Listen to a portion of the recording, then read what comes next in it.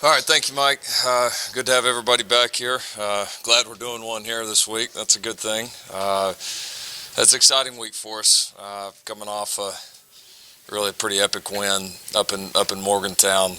So proud of the group for finding a way to get that one done. It was a challenging night, challenging football team, great atmosphere, everything I think that you would expect a game like that to be like, and two powerhouse teams going at it. So it was a lot of fun, tremendous win, and to have ourselves back here, where we thought we'd be all along, back here in the Big 12 championship game, going in as the top seed from this conference, and what I think has been another very good year for this conference is very meaningful to us, and certainly excited to get down to Arlington and play this one. It's it's been a fun year. There's been a lot of ups and downs, mostly ups, and for this team to, after having a loss there right before the bye week, and for this team to fight and scratch and claw its way back to, where we feel like we should be is a great feeling, and to have all of our goals still right there in front of us. So it's obviously going to be a fun game, big-time game. Anytime a championship's riding on it, regardless of who you're playing, it's going to be important. And I know a lot will get made on the outside about the rivalry, the fact that it is OU and Texas, but I think still the fact that this is a championship game and all that's riding on it, overshadows that, in my opinion. I don't take it lightly. I get the historical significance behind it, the fact that, OU and Texas haven't played each other for twice in a season for a very, very long time. But I think the bigger storyline to me is it's been a great year for the conference. This is a championship game between the best two teams in this conference, like it should be, and so it's going to be a lot of fun. Can't wait to get down there and play. Lincoln, West Virginia got flagged for throwing horns down a couple of weeks ago. Have you talked to your team about that and gotten clarification for the Big 12 or whether that would be a penalty or not this weekend? Yeah, we're working on some clarification, but our guys I will make sure it is fully clear to our guys what they can and can't do.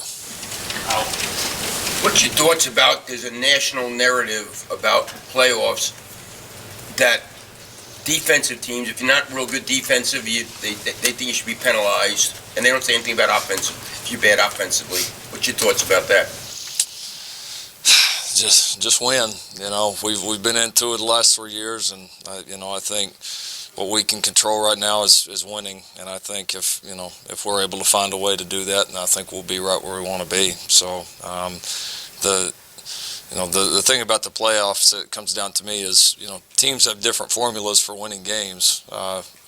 Everybody wants to be great on offense and great on defense both. That's everybody's aspiration. It doesn't always happen that way. It's not easy to do, and so different teams win different ways. But to me, the bottom line is you either win or you don't win. And so we started talking about this. People started bringing up playoffs and all that business 6 weeks ago, and I just said, look, just if you keep winning, you'll be in good shape. And so my answer, we have kept winning, I think, and we've kept ourselves, that certainly being an option. But right now, I think we win, and the rest is going to take care of itself.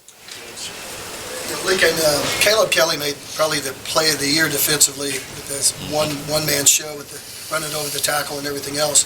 I know you guys talked about moving him inside, and he's had kind of a unique year with the red shirt possibility, things like that. After watching that game, have you thought about the impact maybe that he would have remaining at the SAM and playing there and doing those kind of things?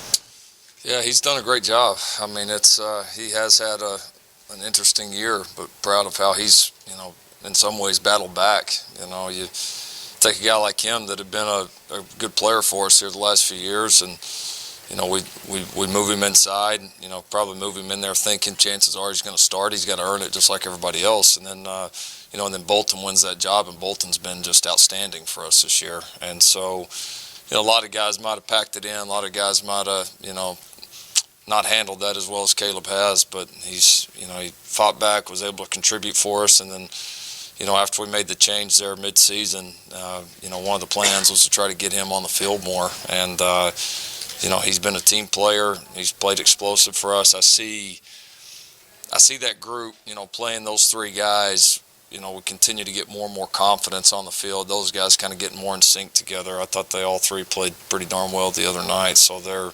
But Caleb was awesome. I mean, without a doubt. He's made some game-changing plays. He's got experience, and I think he's just now kind of getting back settled in and comfortable back outside.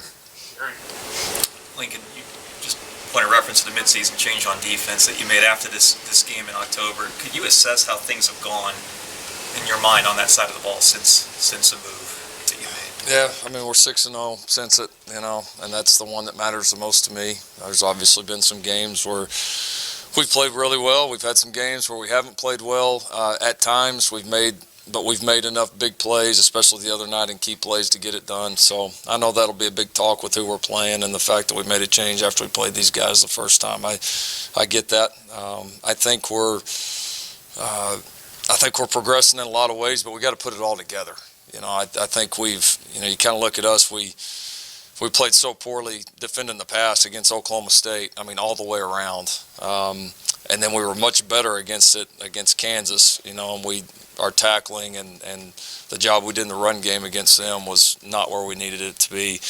And then I really felt like the other night, other than about 2 plays, we did a pretty nice job in the run game against those guys, and our corners were outstanding. We did not play well at the safety position, and that we gave up the majority of our long plays were through those guys. And I mean, give West Virginia credit; they make big plays. I mean, other than Iowa State, nobody else had a prayer of stopping them all year either.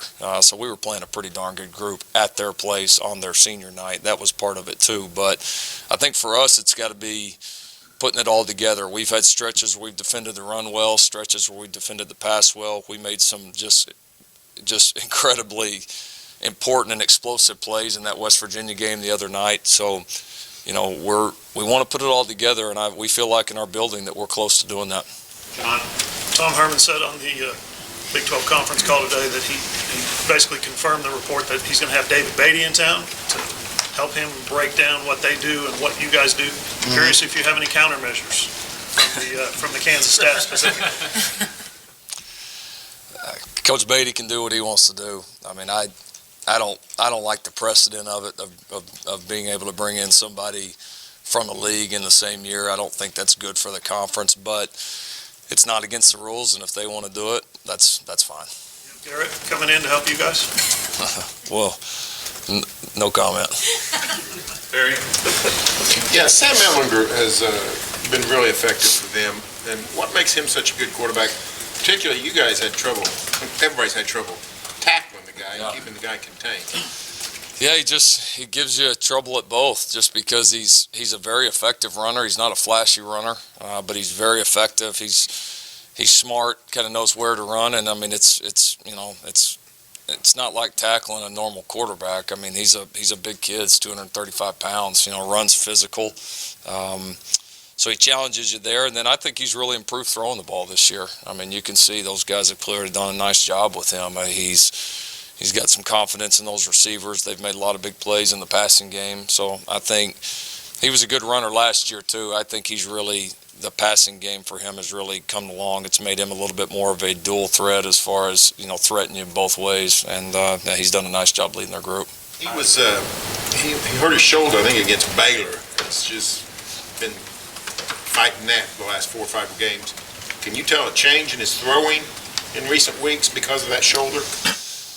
Oh, not a ton on film. I'm sure there's, it's hard to injure that shoulder and be the most effective thrower that you want to be. I know that. And that is one of the negatives you get into when you run your quarterback a lot, is even a big guy like him, you're going to be more susceptible to injuries like that. But no, I mean, the guy on film's still been very effective. I mean, he's battled through it, and then they got a capable backup. When Bichelle's had to go in, he's done a nice job. He's obviously very experienced as well, so they got a good 1-2 punch there. Tyler? Mark, your guys' offense has produced, even while Marquise was sort of not totally healthy, but with him, sure looked like he's 100% now.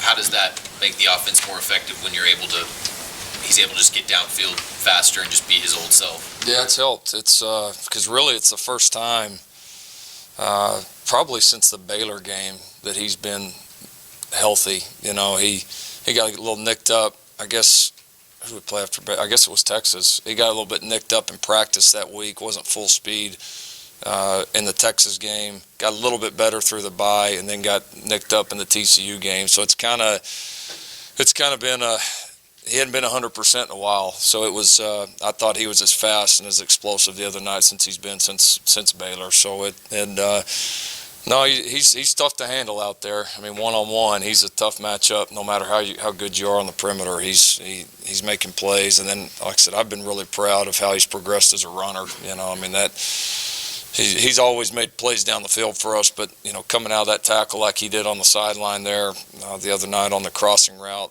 he did the same thing here against Oklahoma State a few weeks ago. I mean, those have been. When a guy can make plays down the field, but also turn those short ones into big ones like that, it makes him that much more dangerous.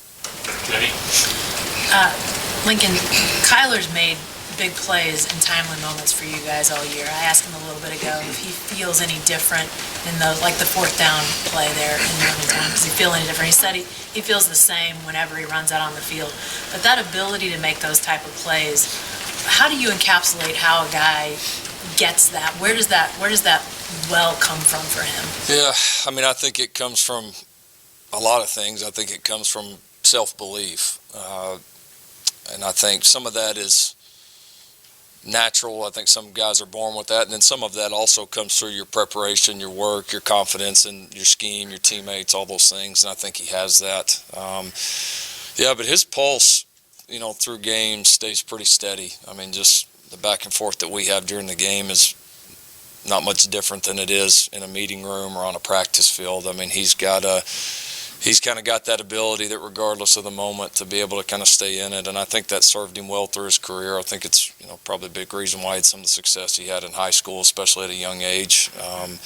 And here, I know it's later in his career, but in a way it's also early in his career here too. And to be able to perform like he has on the different stages, I think is a great example. Can I follow up on that? Because his personality is so different, at least outwardly, than Baker's. Sure. Did it take some adjusting to have a guy that maybe is more of an even plane as opposed to, that high RPM that Baker has? Yeah, it did, but it wasn't difficult because, I mean, other than the majority of the games that he didn't play in, we'd been still working together for the last 2 years. So I kind of, I felt like I had a decent idea of how, best to handle him and to manage him. And so it was, it's definitely different, but not new, I guess, if that makes sense. Did you come out of the Texas game defensively with any ideas looking back at how you defended Texas' two big advantages in that game? It seemed like the quarterback run game and their ability to get the ball to those big receivers. Oh yeah, definitely. I mean, after every game we play, that's always the first thing we do when we get back in is, we get back, we watch it. Whether you win, whether you lose, whether you felt like you played great or felt like you played terrible, you've always got to look back and see, if I had this to do over again, what would we do? So no doubt all three sides of the ball, we've looked at that, and very similar to the way we did TCU last year. Yeah, early in the season, Kennedy Brooks was getting a few carries here, a few carries there. Now he's gone over 20 carries the last two games. What's impressed you most about him as he's emerged as a guy that you hand the ball to as much as you have? Yeah, a lot like Rodney last year, right? It's a lot of parallels. Kind of like the question before about Kyler. I mean, the moments have never been too big for him. I mean, he's always been a good enough player, and he's just one of those guys that's taking advantage of opportunities. I think has a lot of self-belief as well. Running by on our offensive line certainly doesn't hurt that, and he's made a lot of big plays, and so he's been awesome. I mean, he is just such a natural runner. I mean, it's just the things that guy sees. I can't sit up here and describe it to you because it wouldn't make sense, but I mean, he sees the game differently than most backs do, and then has some nice physical skills to go along with it. So it's a good combination and a big reason why he's been so productive.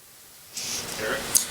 When you're safety, he's kind of like Buki. When he just has such a rough game, what do you do to help him keep his head up, especially playing another bigger game this week? Yeah, I mean, it's a process. Those guys, they were disappointed in the way they played, but that's when you're playing like we were out there majority of the time with two true freshmen, you're going to have that some. And so you got to keep battling. Those guys are all going to be really good players. There's no doubt about that. They're going to have their ups and downs. Most of the great players that have ever done it, have had that, especially when they've been forced into action that early. Look how many, use Baker's example, look how many interceptions he threw as a true freshman at Texas Tech. You're going to have your ups and downs, and you just got to keep fighting through it and keep just kind of that daily process of getting better, keep your self-belief and your confidence up and continue to go to work. And that's what our guys are doing. Our teams had to do that too, so I think our team has been a good example for those young guys. George? Lincoln, I think people probably think you guys have, if not the best, one of the very best offenses in the country.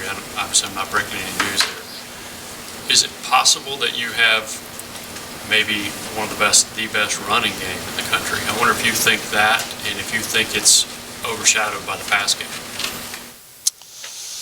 Well, they complement each other, and that's when you're playing the way you want, that's the beautiful thing about it, is they go hand in hand with each other, and the run game wouldn't be nearly as good without the throw game, and then vice versa. And so I like our run game a lot. I hadn't seen everybody else out there, so I know there's other people that are very effective running the ball, but I wouldn't trade ours for anybody else's, no. With our combination of scheme, the offensive line, and the backs that we have, I wouldn't trade with anybody. Jay? Yeah, you guys did a Bo Jackson photo to kind of promote Kyler for the Heisman. Bo obviously played NFL and Major League Baseball. Kyler's been so incredible this year. Do you feel like he's somebody that could do that if at some point that opportunity came up? And it's almost crazy to think that this could be it for him playing football, and yet he's easily one of the two best players in the country. Yeah, it'll be an interesting question. What he and his family decide to do. It's I don't want to put it past him. A lot of people would say you can't do what he's done right now, with how well he performed for our baseball group here this spring and how well he's played here for us. So there's certainly some different dynamics with it. And obviously, the fact that he would want to play quarterback if he chooses the football route's a little bit different than Dion or Bo or some of those guys. But he athletically is so gifted and can transition between the two. Conventional wisdom would think, like in spring, that he would have a hard time going from throwing a baseball to throwing a football. And he's not throwing it any better now than he did in spring during the middle of baseball season. He can athletically transition between the two. So then it comes down to physically holding up and then the mental side of it. Because those games get more mental the more that you move up. And I don't know. It's a unique schedule with playing 160 something baseball games, and as long as the NFL season is now. But maybe. Could you see him getting drafted by an NFL team as well next year? He would absolutely get drafted by an NFL team. If that's his choosing. Absolutely. I'm just saying, even if he goes on with baseball, an NFL team might say, we're just going to take you anyway, just in case. I think they definitely would.